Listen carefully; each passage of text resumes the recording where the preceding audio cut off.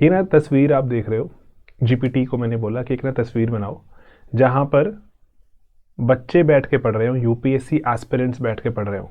उसने अपने आप ही इंटेंस कंपटीशन इमेजिन कर लिया, देखो क्या भीड़ भाड़ वाला माहौल बनाया। तो जनरली जब मैं स्टूडेंट था मैं ये बात समझता था कि कंपटीशन है, कंपटीशन बहुत इंटेंस है, लेकिन मैं इससे ज़्यादा भी एक बात समझता था। वो ना ये बात आप भी शायद जानते हैं, हम सब समझते हैं कि कंपटीशन सिर्फ बच्चों के बीच में नहीं है, ये प्रतिस्पर्धा कोचिंग सेंटर्स के बीच में भी है। कोचिंग सेंटर्स भी इंक्रीजिंगली एफर्ट करते हैं कि बेटर से बेटर प्रोसेस बनाएं, बेटर से बेटर सर्व करें, बच्चों का रैंक निकालें। और पर्टिकुलरली मुझे बहुत खुशी मिलती है इस बात से कि हम इस प्रोसेस में और इस पूरे जो कंपटीशन में हम भी अगर कुछ कंट्रीब्यूट कर पाते हैं इन अ पॉजिटिव वे। एक बार ना कमेंट आया, एक मैं आपको बताता हूँ, ये कुछ बरस पहले की बात है, हमने उसको पिन भी किया था, उसको स्क्रीनशॉट भी शेयर किया था। उस कमेंट में एक बच्चा काफ़ी दुखी मन से लिख रहा था, काफ़ी लंबा कमेंट था, जिसमें वो कह रहा था कि आप इतना ज़्यादा कंटेंट ओरिएंटेड कोर्स बनाते हैं कि यूपीएससी का लेवल रेज हो रहा है। आप इतना कंटेंट ओरिएंटेड क्लासेस देते हैं कि बच्चे जाएंगे एग्जाम में क्वेश्चन ज़्यादा ठीक करेंगे, ज़्यादा ठीक करेंगे तो लेवल जो कट ऑफ का ऊपर जाएगा, कट ऑफ का लेवल ऊपर जाएगा, यूपीएससी और मुश्किल पेपर बनाएगा कट ऑफ नीचे जाने के लिए। तो वो हमें एक्यूज कर रहा था स्लीपी क्लासेस को कि आप बच्चों को ज़्यादा कंटेंट ओरिएंटेड चीज़ें पढ़ाते हैं, दैट इज़ वाई यूपीएससी मुश्किल होता जा रहा है। I have no idea how to react to that. तो हमें लगा कि ओके कि पर्टिकुलरली प्रतिस्पर्धा बहुत डिफरेंट तरह से इमेजिन की जा रही है यहाँ पर कि हम कम पढ़ें उसके बावजूद हमें आउटकम मिल जाए। ऐसा नहीं होगा, क्योंकि अगर ऐसा होता, ऐसे बहुत सी और चीज़ें भी हैं जहाँ पे बहुत ही कम कंपटीशन होगा, आपको आउटकम मिल जाएगा। आपको वो चाहिए ही नहीं, you don't really want that. आपको जो चाहिए वो और लोगों को भी चाहिए, इसीलिए कंपटीशन इंटेंस हो जाता है। आपको अगर रैंक चाहिए तो कोचिंग सेंटर्स को भी तो रैंक चाहिए ना, इसीलिए कोचिंग सेंटर्स इंक्रीजिंगली बेस्ट से बेस्ट काम करने की कोशिश करते हैं। एंड उसी पर्टिकुलर चीज़ में हम भी चाह रहे हैं कि हम भी और बेटर चीज़ें आपके सामने यहाँ पर शेयर करें।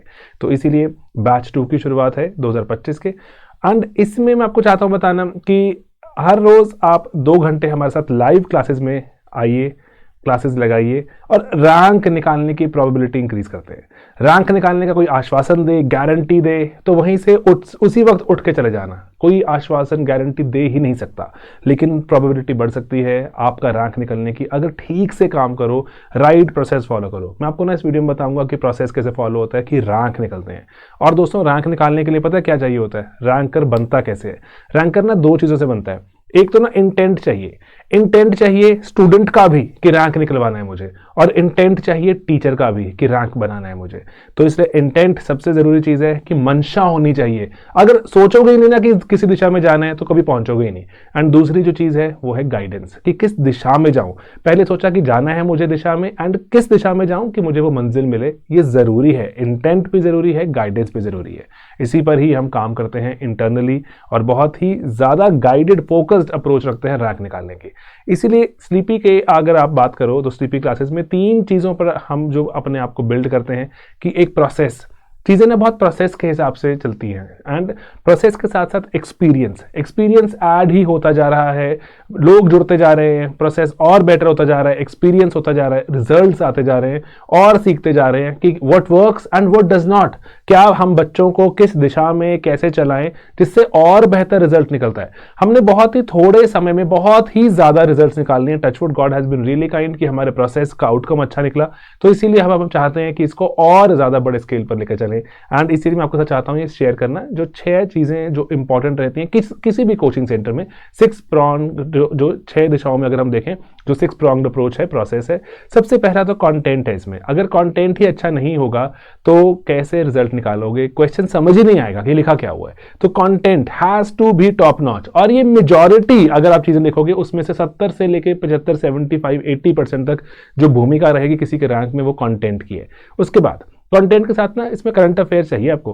करंट अफेयर्स ना आपको सब्जेक्ट वाइज थोड़ा डेप्थ में उतर के चाहिए। इस पर हमने अच्छे लेवल पर एक काम करना शुरू किया। वीकली अब हम करंट अफेयर शेयर करते हैं और वो वीकली करंट अफेयर्स ठीक ठाक लेवल पर डील करता है चीज़ों को विद स्टैटिक। ठीक है, ऐसा नहीं है कि सिर्फ और सिर्फ कोई हमने कोई चीज़ पढ़ा दी, आज ये था, इस बार न्यूज़ में ये पढ़ लो। नो, उसका स्टैटिक से क्या ताल्लुकात है वो भी साथ में शेयर किया जाता है ताकि ज़्यादा से ज़्यादा बच्चों को चीज़ें कोरिलेट हो एंड स्टैटिक चीज़ें रिवाइज हो जाती हैं, है ना, अच्छी बात है। देन उसके बाद इंपॉर्टेंट चीज़ है सेक्शनल क्विजेज। आपने ना बचपन में ना एनसीईआरटी में देखा होगा कि चैप्टर पढ़ा, अंत में 4-5-6 सवाल लगा देते हैं, 2-3 MCQs लगा देते हैं, है ना। सेक्शनल क्विज से आपको एक सेंस ऑफ सेटिस्फैक्शन आती है कि मैंने जो पढ़ा, ओके मैंने टेस्ट भी कर लिया, जो कमियां थी उजागर हो गई, मैं जाके रिविजिट करूंगा कमियों को। एंड दोस्तों एक ना रिटेंशन में आपको हेल्प मिलती है कि जो मैंने पढ़ा था क्या मुझे कितना याद है। रिटेंशन कॉन्फिडेंस से आती है। अगर कॉन्फिडेंस है कि यस मैंने देखो मार्क कर दिया, क्वेश्चन मुझे याद था, तो ऑटोमेटिकली कॉन्फिडेंस बढ़ेगा, रिटेन करने की कैपेसिटी बढ़ती है। तो सेक्शनल क्विज एक बहुत छोटा सा हमारा यहाँ पे एक एक्सपेरिमेंट था, हमने शुरू किया 1-2 बरस पहले, अभी ये ऑप्शनल में भी हम फॉलो करते हैं। तो सेक्शनल क्विज के बाद आपको इंपॉर्टेंस पता होनी चाहिए प्रीलिम्स की। प्रीलिम्स ना जो एक ऐसा एग्जाम है, प्रीलिम्स में मास लेवल पर लोग बाहर हो जाते हैं। 5 लाख के आसपास बच्चे पेपर देने आएंगे, 5 लाख में से सिर्फ 10,000 सेलेक्ट होंगे, 4,90,000 वापस जाएंगे दोबारा अगले साल की वेट करने, प्रीलिम्स आएगा। तो इसीलिए प्रीलिम्स के टेस्ट सीरीज में हम क्वेश्चंस भी अच्छे लेवल के बनाने की कोशिश करते हैं। सेकेंडली नंबर ऑफ टेस्ट भी ज़्यादा होते हैं। लेकिन अकेला प्रीलिम्स निकाल के क्या होगा, मेंस भी तो चाहिए। तो धीरे धीरे जैसे जैसे बैच आगे बढ़ता है हम आपको सवाल देना शुरू करते हैं मेंस के, क्योंकि कुछ कुछ चीज़ें इंटरकनेक्टेड भी हैं, कुछ जीएस में आपस में कॉन्सेप्ट्स जो मिलेंगे मैच खाएंगे, उसके बेसिस पे हम आपको सवाल देना शुरू करते हैं। आप उसको इवैल्यूएट भी करवाएं, इवैल्यूएशन के बाद जो फीडबैक मिले उस पर काम करें। धीरे धीरे धीरे धीरे इंक्रीमेंटल आप देखेंगे इंप्रूवमेंट होती जाती है। एंड जो पहला आंसर है ना, मैं हमेशा ऑप्शन में भी कहता हूं, ये पहला आंसर हमेशा जब भी कभी आप लिखोगे उसको संभाल के रखना, क्योंकि उसके बाद जब बहुत से आंसर लिख चुके होगे, मेंस जब देने जाओगे तब देखना कि कितनी लंबी जर्नी कवर की आपने। जो ये पहला आंसर देखो मैं ऐसे लिखा करता था, अब मैं देखो कैसे लिखा करता हूं, मेरी कम्युनिकेशन इंप्रूव हुई है, मेरे थॉट एक्सप्रेस करने का तरीका इंप्रूव हुआ है। छोटी छोटी चीजें बहुत ज्यादा मायने रखेंगी। देन अंत में एसए की बात भी है। एसए में कंटेंट तो हम सभी बैचेस में देते हैं, आप इवैल्यूएट भी करवा सकते हैं एसेस। तो ये 6 pronged अप्रोच है, कंटेंट है, करंट अफेयर्स है, सेक्शनल क्विजेज हैं, प्रीलिम्स के टेस्ट सीरीज, मेंस और एसए। ये इंपॉर्टेंट चीजें हैं, रैंक निकालना है तो एक एक स्टेप पर हम काम करते हैं। देन दोस्तों यहाँ पे ना एक इंपॉर्टेंट चीज है, जो ये तो थी थोड़ी सी हार्ड फैक्ट्स, है ना, वेरी वेरी हार्ड फैक्ट्स की पढ़ाई पढ़ाई पढ़ाई पढ़ाई पढ़ो पढ़ो पढ़ो, है ना, ओके दैट इज देयर, ठीक है, ओके। लेकिन बाकी टाइम कुछ ऐसे सॉफ्ट, कुछ ऐसे भी बारीक इश्यूज भी हैं जो बहुत ज्यादा परेशान कर सकते हैं, और अच्छे खासे एक बहुत ही अनुभवी एस्पिरेंट को भी, और इनफैक्ट नॉट ओनली अनुभवी, इवन कि मेधावी टॉपर टाइप बच्चे को भी तंग कर सकते हैं। वहां पर चाहिए आपको थोड़ी सी हैंड होल्डिंग। तो इसमें हमने 4 चीजें शुरू करी थी और अभी ये एस्टैब्लिश हो गई है हमारे प्रोसेस में। सबसे पहले तो डाउट रेजोल्यूशन। देखो क्लासेस हैं लाइव क्लासेस में टीचर पढ़ा रहा है, आपको वहां मौका मिलता है डाउट पूछने का, बात करने का, ठीक है, साथ साथ रिजॉल्व हो रहा है। लेकिन कई बार आप कॉन्सेप्ट पढ़ना चाहते हो और उसके बाद आप चाहते हो थोड़ा सा और एक्सप्लोर करना, फिर डाउट रह गया, तो इसलिए हमने सेपरेट डाउट सेशंस ही ऑर्गेनाइज करने शुरू कर दिए कि क्लास के भीतर एक फ्लो चल रहा है टीचर का, कई बार आप नहीं भी चाहते इंटरप्ट करना, है ना, तो बहुत सारी चीजें डायनामिक्स रहते हैं। तो आपको सेपरेटली कि आप घर जाके एक बार खुद से किताब से चाहते हो पढ़ना, थोड़ा नेट पे गूगल करना चाहते हो, तो उसके बाद भी अगर डाउट्स हैं तो डाउट रेजोल्यूशन के हमने सेशंस का सेपरेट एक हमने ब्लॉक बना दिया जहां पे आप डाउट पूछें। और नहीं, ये छोटी छोटी चीजें हैं कि आपको ना कई बार ऐसा होता है 100 कॉन्सेप्ट समझ आ गए और एक नहीं आया था, आपको वो एक ही भारी लगता है, दिमाग में आपको अटक जाता है। तो इसीलिए ये डाउट रेजोल्यूशन के हमने प्रोसेस बनाया। देन हर चीज जो आपकी है पर्टिकुलरली वो ऐसे नहीं स्मूथली नहीं चलेगी। मान लीजिए आपको एनवायरमेंट ज्योग्राफी अच्छे से आ गया, लेट्स से इकोनॉमी में दिक्कत आ रही है, पॉलिटी में दिक्कत आ रही है, तो वहां पर 1-on-1 मेंटरशिप के लिए एकेडमिक मेंटर्स हैं हमारे पास जिनसे आप बात कर सकते हैं एंड अकॉर्डिंगली अपने उस सब्जेक्ट के रिगार्डिंग ओवरऑल एकेडमिक जो भी डाउट हैं उसके रिगार्डिंग आप अपने मेंटरशिप ले सकते हैं। देन दोस्तों सिर्फ एकेडमिक दिक्कतें नहीं है ना, यूपीएससी में दिक्कतें तो बहुत सारी हैं। प्री के साथ मेंस कैसे मैनेज करूं, ऑप्शनल कैसे मैनेज करूं, मुझे पर्टिकुलरली अगर मैं देखूं कि करंट अफेयर्स ठीक से मैनेज नहीं हो रहा, या फिर पर्टिकुलर कौन सा अखबार पढूं, बहुत सारे स्ट्रैटेजिक आपके पास जो सवाल हो सकते हैं वो सिलेक्टेड कुछ कैंडिडेट्स हमारे साथ जुड़े हुए हैं जिनसे आप बात कीजिए और अपनी स्ट्रैटेजिक मेंटरशिप भी अवेल कर सकते हैं। अंत में मैं आपको चाहूंगा बताना कि सीपी क्लासेस आज भी इकलौता एक कोचिंग संस्थान, इंस्टीट्यूशन, ऑर्गेनाइजेशन है जहां पर हम बच्चों को साइकोलॉजिकल काउंसलिंग सेशंस देते हैं अपने हर एक बैच के साथ। देखो यूपीएससी ने जो पर्टिकुलर यूपीएससी अंधेरे बंद कमरों में पढ़ने वाला ऐसे ऐसे जो बनाया जाता है, ओके है भी है, ऐसे हम उसको नकार नहीं सकते, लेकिन उसको खुद पे हावी क्यों होने दें, है ना। और अगर हावी हो रहा है तो कुछ मदद क्यों ना सीख कर ले, कोई आपकी हेल्प कर दे, कई बार कोई बात सुन ले आपकी, ऑटोमेटिकली यू फील रिलीव्ड, है ना। तो इसीलिए हमने 2 साल पहले ये शुरू किया था, 2 से 3 बरस पहले शुरू किया था। अब ये स्टैब्लिश पैटर्न है। I'm still not sure कि और कोई कोचिंग सेंटर ऐसा करता है, साइकोलॉजिकल काउंसलिंग सेशंस आपको देता है, क्योंकि समझ ही नहीं रहे। जैसे होता है ना इंडिया में, ऐसा होता है कि अरे कुछ नहीं है, कुछ नहीं है, सब ठीक है, सब ठीक है, कि डांट लगाओ बच्चों को, थोड़ा सा फटकार लगाओ, अपना पढ़ाई करेंगे, अपना करेंगे। अरे भाई नहीं, बहुत अच्छे टॉपर टाइप बच्चे हैं वो, जब साइकोलॉजिकली जब दिक्कतों का शिकार हो रहे हैं तो why not make them talk to us, कुछ मदद मिले, बेसिक से, दैट्स इट। थोड़ा सा ही अगर नच चाहिए होता है, थोड़ी सी बात चाहिए होती है, चीजें they start becoming better again. तो इसीलिए इस पर हमने काम किया। ये 4 पर्टिकुलर चीजें इस पर हम काम करते हैं। 6 है जो पर्टिकुलर, वो है कंटेंट ओरिएंटेड। ये 4 है थोड़ा सॉफ्ट, हमारे जो मानसिकता, साइकोलॉजिकल, हमारे जो कई बार जो हमारी चीजें इम्बैलेंस में आ जाती हैं उसको रिस्टोर करने के लिए। ओके, देन दोस्तों यहां पर ना जो बैच की शुरुआत मैं आपको अगेन चाहता हूं बताना कि batch, it will be a live batch. Class 11 बजे सुबह आएगी, 11 से 1 तक आप ये क्लास लगाएंगे। एंड जो शुरू का पहला हफ्ता होता है ना, ये बहुत इंपॉर्टेंट वीक होता है। देखो 26 फरवरी से ये क्लास शुरू हो रही है। पहला हफ्ता ओरिएंटेशन ओरिएंटेशन वीक कहलाता है। बहुत ही ज्यादा इंपॉर्टेंट चीजें यहां कवर होंगी। सिलेबस क्या है जान लो एक बार सिलेबस को, कि आपको लगता है अरे बस हिस्ट्री, पॉलिटी, ज्योग्राफी तो पढ़नी है, एक बार पूरा देखें सिलेबस, जीएस 1 2 3 4 क्या रहता है। देन कौन सी किताबें पढ़नी है। अगर जंग में जाने से पहले अपने हथियार ठीक से देख लोगे, कौन से हथियार हैं, कैसे यूज करने हैं, पता होगा आपको। एंड देन न्यूज़पेपर पढ़ना। बहुत से बच्चे न्यूज़पेपर लेके बैठे रहते हैं, पूरा दिन बीत गया, न्यूज़पेपर ही नहीं खत्म हो रहा।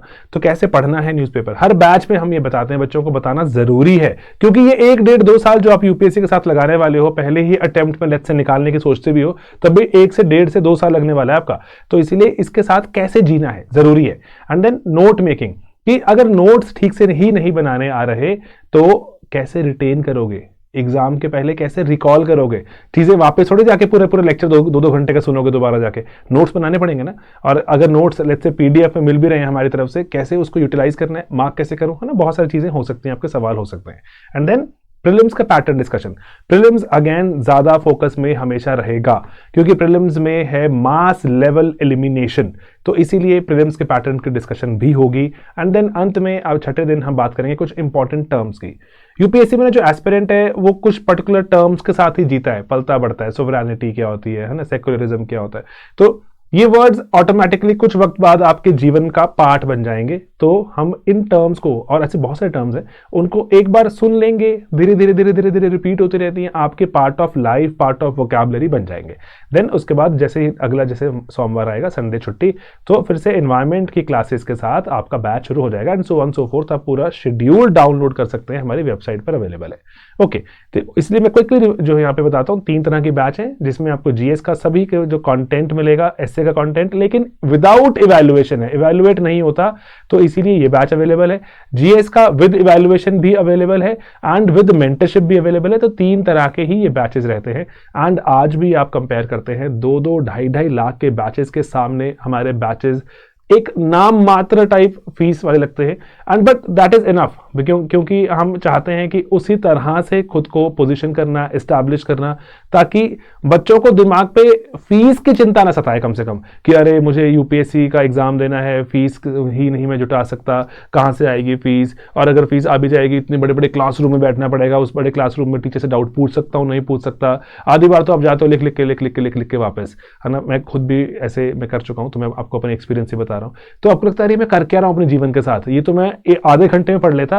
2 घंटे की क्लास की क्या रिक्वायरमेंट थी, सिर्फ लिखवाया आपने, डिक्टेशन दी मुझे, अरे भाई कुछ समझा देते, कुछ बात कर लेते, कुछ चीजें एक्सप्लेन हो जाती, तो चीजें बहुत डिफरेंट होती। देन आप सोचते हो कि ना कुछ बच्चे बड़ी जल्दी निकाल लेते हैं एग्जाम, कुछ बच्चे लगे रहते हैं, ये हो क्या रहा है। तो अकॉर्डिंगली वो 2 घंटे की कैसे यूटिलाइजेशन है, अगर कहीं डाउट्स आ रहे हैं तो कैसे रिजॉल्व हो रहे हैं, कहीं दिशा अगर मेरी भटक गई तो मैं कैसे वापस दिशा में आता हूं। तो ये सब चीजें जरूरी हैं कि मैं अपना एफर्ट तो कर रहा हूं, लेकिन एफर्ट की सही दिशा भी मिले तो ही कुछ फायदा होता है, रैंक निकलता है।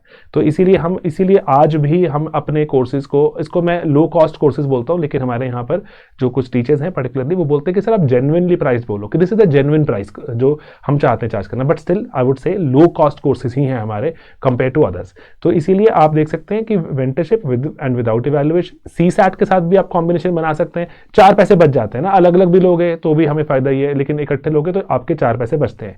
एंड एसए के साथ भी आप इसको मैच कर सकते हो।